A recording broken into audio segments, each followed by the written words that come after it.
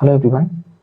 Daily तो हम लोग टारगेट अपना पॉलिटी के लिए कर ही रहे हैं और हमारा जो टारगेट है यूपीएससी 2026 है और 21 दिन का हम लोगों ने क्या किया तो प्लान बनाया हुआ है कि हमें 21 दिन में पॉलिटी को खत्म कर लेना है। तो डेली टारगेट मैं दे रहा था आपको और मैं उसमें बार बार बोलता हूँ आपको कि क्या करो, आंसर राइटिंग भी करो, आंसर भी लिखो। तो मुझे फिर बाद में लगा कि बहुत ऐसे बच्चे होते जो झिझकते हैं आंसर लिखने के लिए। वो बुक पढ़ लेंगे, बहुत अच्छे से पढ़ लेते हैं, रिवाइज कर लेते हैं, लेकिन जब बात आंसर राइटिंग की होती है ना, थोड़ा सा वो क्या करते हैं, कतराते हैं, थोड़ा सा अवॉइड करते हैं आंसर राइटिंग को। और उनको एक और बहाना मिल जाता है कि आंसर राइटिंग कैसे करें, मेरे पास कोई कंटेंट नहीं है। तो मैंने सोचा कि चलो उनकी ये प्रॉब्लम को थोड़ा सा दूर करने की कोशिश किया जाए। मैं अपने तरीके से मैं चाह रहा हूँ कि आपको कुछ मीन्स का कंटेंट प्रोवाइड करवा दूँ कि आपको आंसर लिखने में दिक्कत नहीं होगा। मैं यहाँ पे क्या करूँगा कि पार्ट चैप्टर वाइज जितने भी चैप्टर्स यूपीएससी के जो चैप्टर वाइज क्या करूँगा, मैं आपको मेंस के लिए कंटेंट, ये सिर्फ और सिर्फ मेंस के लिए होगा, प्रीलिम्स के बारे में यहाँ पे बात नहीं करेंगे हम लोग। तो सिर्फ मेंस से रिलेटेड जितने भी कंटेंट होंगे, चलो मैं उसको क्या करता हूँ आपको यहाँ पे प्रोवाइड करा देता हूँ कि आपको आंसर लिखने में झिझक ना हो, आपको आंसर लिखने में दिक्कत ना हो। कम से कम इस वीडियो को देखने के बाद आप आंसर लिख ही लोगे एक।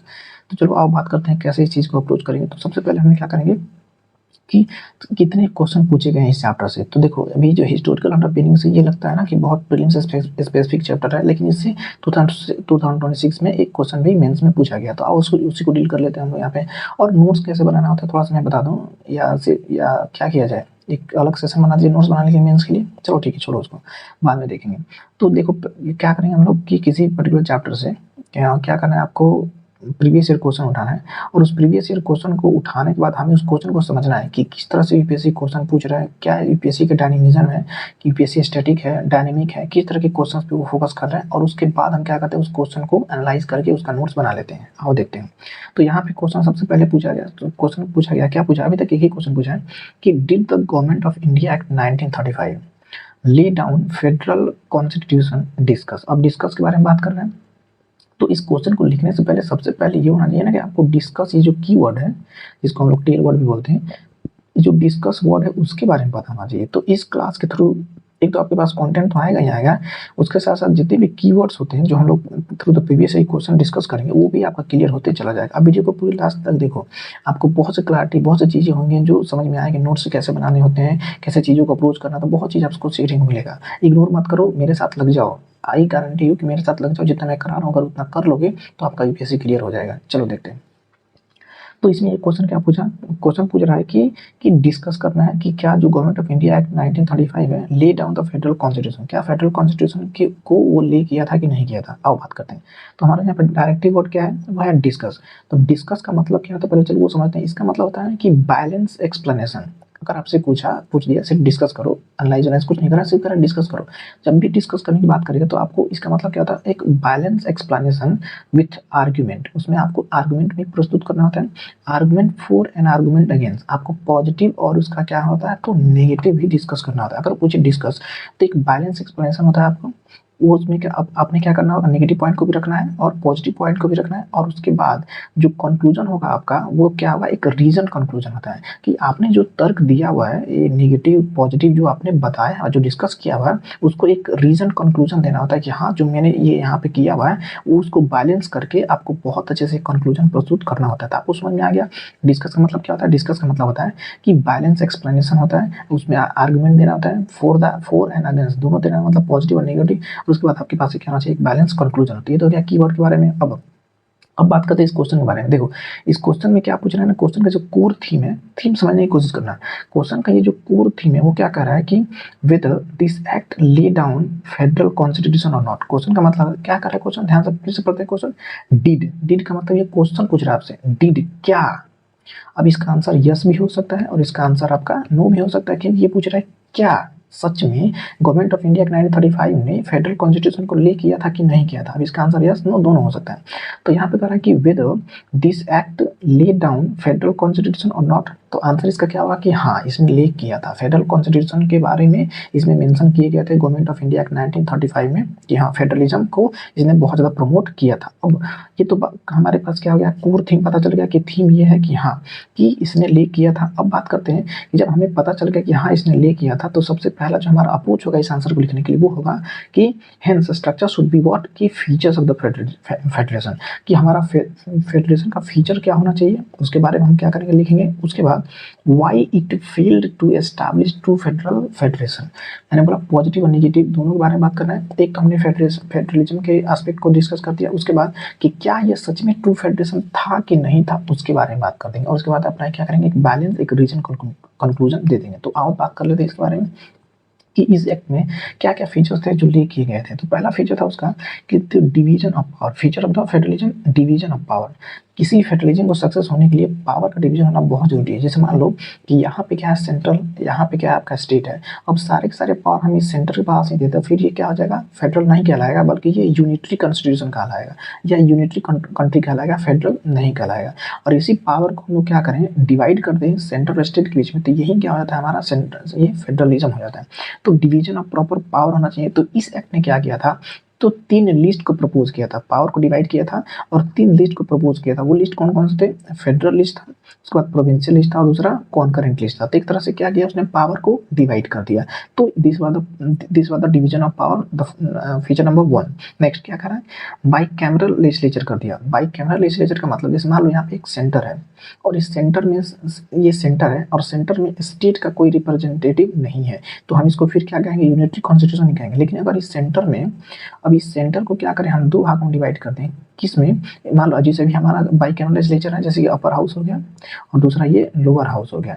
तो अब इस अपर हाउस में क्या होते हैं, जितने भी स्टेट के रिप्रेजेंटेटिव्स होते हैं ये सब जाकर के, जिसको हम लोग क्या बोलते हैं, काउंसिल ऑफ स्टेट बोलते हैं, ये जाके स्टेट के रिप्रेजेंटेटिव्स यहाँ पे बैठते हैं, कहाँ पे, तो सेंटर में, मतलब कि सेंटर में जाकर के स्टेट को रिप्रेजेंटेशन दिया गया है। तो इसी को हम लोग क्या बोलते हैं, बाइकैमरल लेजिस्लेचर। तो ये भी एक फेडरलिज्म का ही फीचर का। फेडरलिज्म का मतलब क्या हुआ कि पावर विल बी शेयर्ड, दूसरा स्टेट का रिप्रेजेंटेशन हर जगह मिलेगा। तो यहाँ भी सेंट्रल का, यहाँ भी स्टेट का रिप्रेजेंटेशन मिल रहा है, जैसे सेंट्रल असेंबली और दूसरा काउंसिल ऑफ स्टेट हो गया। दूसरा ऑटोनोमस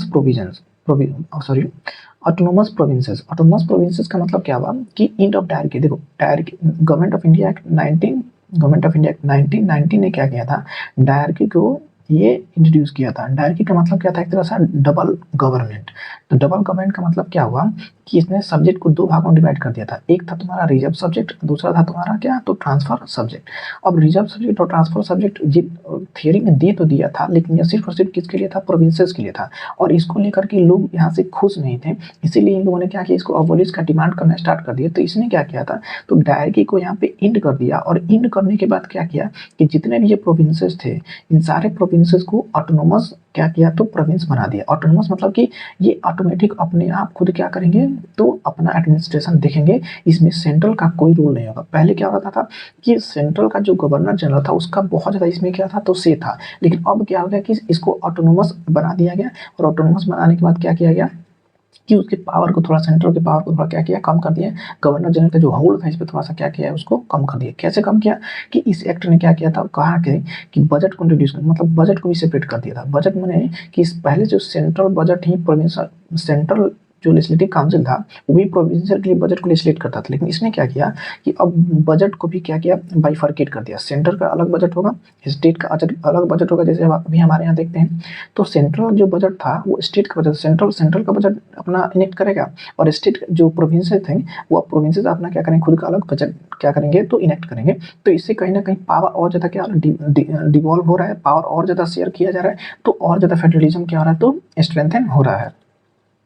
तो ऑटोनोमस प्रोविंसेस दे दिया गया। दूसरा फेडरल कोर्ट। फेडरल कोर्ट का मतलब क्या, फेडरल कोर्ट का काम क्या होगा कि यदि सेंटर और स्टेट के बीच में कोई भी अगर ये हो रहा है, आपका कोई भी डिस्प्यूट्स हो रहा है, तो सारे का डिस्प्यूट को सॉल्व करने के लिए हमारे पास एक इंडिपेंडेंट जुडिशरी होना चाहिए। तो इसने क्या किया था, फेडरल कोर्ट का भी स्टैब्लिश किया। तो federal court was also a part of the federal feature of the constitution. ठीक, तो उसके बाद रिटन कॉन्स्टिट्यूशन। तो ये जो डॉक्यूमेंट्स था ना, गवर्नमेंट ऑफ इंडिया एक्ट 1935, ये एक बहुत ही लेंथी रिटन डॉक्यूमेंट था।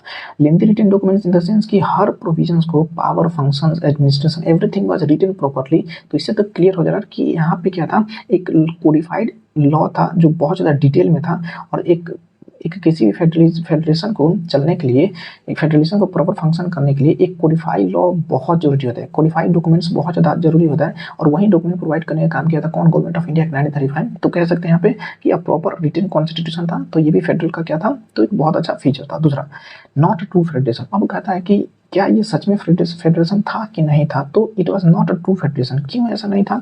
अब बात करते हैं। इसने क्या किया था, प्रपोज किया था ऑल इंडिया फेडरेशन को। मैंने अभी डिस्कस किया आपको कि 3 लिस्ट को प्रपोज किया था, तो इसमें क्या था, ऑल इंडिया फेडरेशन। अब ऑल इंडिया फेडरेशन का मतलब क्या हुआ कि British province, total British province plus ये प्रिंसली स्टेट मिल करके क्या करेंगे, एक अलग एक ऑल इंडिया फेडरेशन बनाएंगे। लेकिन इसने क्या किया, जो प्रिंसली स्टेट्स थे उसको रिजेक्ट कर दिया। उसने कहा कि हमें इस ऑल इंडिया फेडरेशन में इंक्लूड नहीं होना है। तो यहाँ से क्लियर हो गया कि जो फेडरेशन ट्रू में होना चाहिए था, वो फेडरेशन जो यहीं पे खत्म हो गया ना एक तरह से, क्योंकि जो प्रिंसली स्टेट्स था उन लोगों ने उसको ज्वाइन ही नहीं किया, तो फेडरेशन खत्म हो गया। तो इस तरह से कह सकते हैं कि it was not a true federation. दूसरा, dominance of the governor general. अब देखो, गवर्नर को इतना ज़्यादा पावरफुल बना दिया था ये कि हर जगह उसका डोमिनेंस था, मतलब हर जगह वो उंगली करते रहता था। तो फिर ट्रू फेडरेशन हुआ कहाँ? जैसे कि देखो, ओवरराइडिंग एंड वीटो पावर हर जगह। जैसे मान लो कि प्रोविंशियल लेजिस्लेटिव काउंसिल है, उसने अगर कोई लॉ बनाया, अब उस लॉ को वो बार बार क्या करता था, ओवरराइड कर देता था या फिर उसको वीटो कर लेता था। तो फिर ट्रू फेडरेशन हुआ कहाँ? मान लो कि प्रोविंस तुमने तो बना दिया, पावर उनको दे दिया, लेकिन पावर को उनको उस पावर को उनको फंक्शन करने दे ही नहीं रहे हो, उस पावर को उनको एक्सरसाइज करने दे ही नहीं रहे हो। तो ट्रू फेडरेशन हुआ क्या? नाम के लिए तो बस दे दिया, लेकिन रियलिटी में तूने फेडरेशन दिया ही नहीं। पेपर में दे दिया फेडरेशन, लेकिन रियलिटी में ऑन ग्राउंड वो फेडरेशन काम कर ही नहीं रहा है। तो इसको बोल सकते हैं this was also the reason that why it was not a true federation. दूसरा, इसको एक ऑर्डिनेंस पावर दे दिया गया। ऑर्डिनेंस पावर का मतलब क्या हुआ कि कंट्रोल ओवर डिफेंस वगैरह सा डिस्क्रिशनरी पावर था, ओवरराइड काउंसिल ऑफ मिनिस्टर था। मैंने देखो क्या हुआ कि अगर इसको क्या होता है, ये ऑर्डिनेंस इशू करता था, ऑर्डिनेंस इशू करता था, ऊपर से इमरजेंसी पावर वगैरह सब इशू दिया था। तो ऑर्डिनेंस इशू करता था ये। ऑर्डिनेंस का मतलब क्या हुआ कि जैसे मान लो कि अगर कोई प्रॉब्लम लग रहा है गवर्नर जनरल को, तो बिना ये प्रोविंशियल काउंसिल के सलाह के या बिना या सिंपली ये प्रोविंशियल काउंसिल को क्या करता था, बाईपास करके ऑर्डिनेंस इशू कर दिया। जैसे कि अभी हमारे यहाँ गवर्नर क्या करता है, ऑर्डिनेंस इशू कर देता है, तो उसके लिए परमिशन नहीं चाहिए होता है किसका, स्टेट लेजिस्लेचर का। तो इस केस में वो क्या हो रहा था कि बार बार किसी न किसी मैटर पे क्या करता था, खुद ऑर्डिनेंस इशू कर देता था, जिसकी वजह से ट्रू में फेडरेशन काम नहीं कर पा रहा था। Emergency provision. इमरजेंसी प्रोविजन में क्या होता है ना कि सस्पेंशन ऑफ द प्रोविंस। जैसे हमारे यहाँ जब इमरजेंसी लगता है तो क्या होता है, स्टेट को पूरी तरह से सस्पेंड कर दिया जाता है। तो उसी तरह से यहाँ भी ये फंक्शन कर रहा था। तो और ये भी एक तरह का हर्डल था कि ट्रू फेडरेशन को रियल में एक्सरसाइज करने में। दूसरा, नॉट रेस्पॉन्सिबल गवर्नमेंट। क्या सच में ये गवर्नमेंट रिस्पॉन्सिबल था? तो आंसर था कि नहीं, क्योंकि ये जो गवर्नमेंट था यहाँ पे, जो गवर्नमेंट था इंटायरली क्या था, जो रिस्पॉन्सिबल था किसको, तो ब्रिटिश पार्लियामेंट को, not to the Indian legislature. जैसे यहाँ पे जो भी चीज़ें चल रही थी, जो भी यहाँ पे गवर्नमेंट बनाया गया था क्या इंडिया में, वो जो गवर्नमेंट था वो किसके लिए रिस्पॉन्सिबल था, that was directly responsible to British parliament, ना कि इंडियन पार्लियामेंट के लिए। तो यहाँ से भी कह सकते हैं कि तुमने नाम के लिए बना दिया इंडियन गवर्नमेंट, लेकिन वो गवर्नमेंट अल्टीमेटली जाके रिपोर्ट किसको कर रही है, तो ब्रिटिश पार्लियामेंट को कर रही है। तो फिर इस गवर्नमेंट का सोवरेनिटी रहा कहाँ, और जब सोवरेनिटी नहीं रहा तो फेडरेशन हुआ कहाँ वो प्रॉपर। तो ये सारे पॉइंट्स थे जिसको वजह से हम क्या कर सकते हैं, तो इस पे क्या कर बहुत अच्छे से आंसर लिख सकते हैं। इस पॉइंट को क्या करते हैं, यूज करते हो। तो आई होप कि अब आप इसका आंसर लिख सकते हो। अब इसका आंसर लिख करके आप क्या करो, पोस्ट करो। एक अलग मैं क्या कर रहा हूँ, सोच रहा हूँ ग्रुप बना दूँ कि उसमें हम क्या करेंगे, सिर्फ और सिर्फ आंसर ही करेंगे। तो ये रहा जो मुझे आपको क्या करना था, चैप्टर में डिस्कस करना था। चैप्टर 2 में अलग नेक्स्ट वीडियो में क्या करेंगे, बात कर लेंगे मेकिंग द कॉन्स्टिट्यूशन में। तो चैप्टर वाइज मैं ऐसे करा दूंगा आपको कि इस पर थोड़ा सा आइडिया ओवर भी मिल जाएगा आपको। नोट्स वगैरह भी मैं आपको शेयर कर दूंगा, ओवर भी आइडिया हो तो मिल जाएगा कि आपके पास कंटेंट हो। और अब बहाने ना बनाओ कि मेरे पास कंटेंट नहीं है, क्या लिखें क्या नहीं लिखें, आंसर लिखो। मैं चाहता हूँ कि आप प्रॉपर आंसर लिखो, आपके पास कोई बहाने ना हो कि मेरे पास कंटेंट नहीं है, मेरे पास ये नहीं है, मेरे मैं आपको सब चीज़ प्रोवाइड करा दे रहा हूँ। Do right answer, do not ignore, do not avoid if you want to clear UPSC 2026. See you in the next video.